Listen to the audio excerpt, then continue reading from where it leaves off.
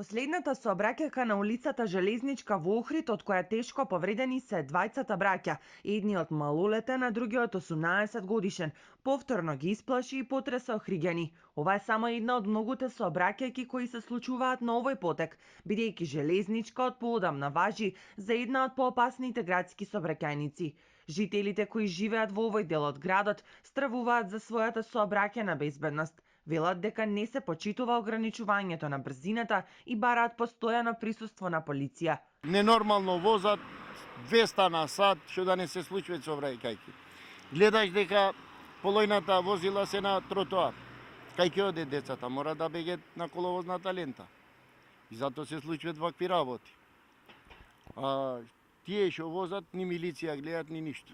Многу тука се направи тесна улицата некако, тротоар од 5 метра, а улица од 2 метра, 3. Тука не сум задоволен опце и затоа возачите се револунтирани поради тоа, тука треба да се постројаваш од 50 метра и после колата е бриши 150 и 200 можда. Секој ден треба да има тука сообраќајци. И никако не почитуваат ни пешак, ни ништо.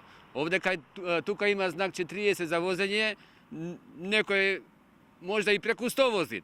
Од СВР Охрид пак велат дека за намалување на сообраќајните несреќи на дел од булеварот Железничка е изградена кружна крстосница, а има и присуство на полициски службеници.